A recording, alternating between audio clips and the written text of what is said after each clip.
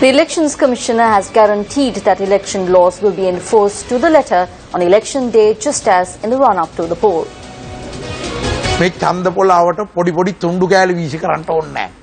There is no need to throw around bits of papers near the polling station. Those who are caught throwing away or distributing pieces of paper outside the polling stations will have to take up lodging where they are fed by the government. In other words, the police station or remand custody. The law has punishment for crimes. Do not think that we will not enforce these punishments. Political activities that are being done at religious places under the guise of religious functions are very bad for both politics and the religion. Obtaining blessings is one thing, but do not go with a group and do not hold meetings. Our Act says that such actions are considered to be actions for undue influence. Such persons will definitely lose their parliamentary membership. Vote rigging, offering treats, undue influence and offering bribes are all actions that can unseat an MP.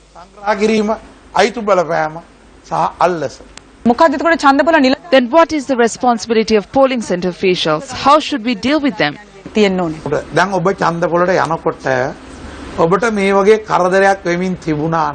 If you experience a certain problem while on your way to the polling centre, you can report that to the senior official at the polling centre. If not, you can also report it to the police officers at the polling centre. If you are fearful, then you can send us an SMS. However, you need to mention the name of the polling centre clearly when sending an SMS. Now imagine that a bribe is being offered. What should be done? What is the procedure?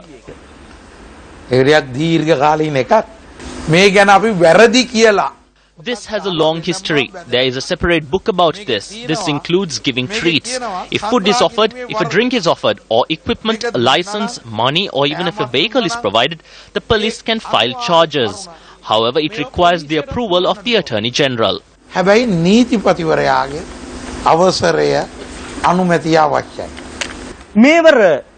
What is the state of asset declarations of candidates this time around?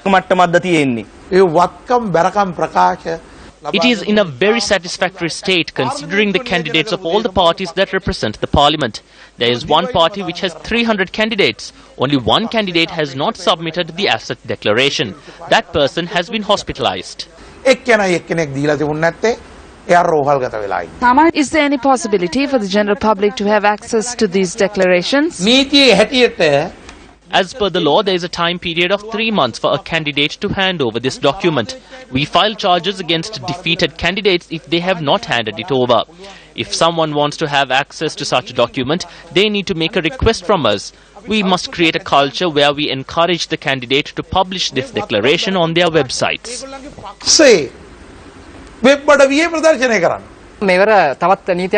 There was a new law this time where government ministers were able to continue using their government vehicles if they are using one by paying 100,000 rupees.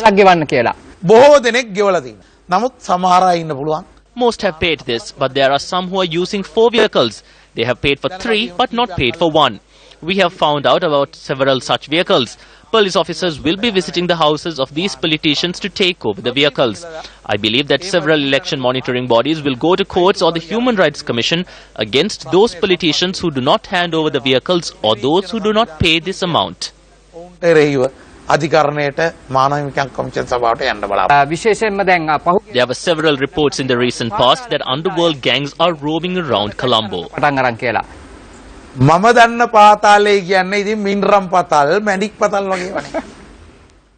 All those who are in the underworld are also people, no matter what they do at polling centers. No one is immune. We can see what will happen to them.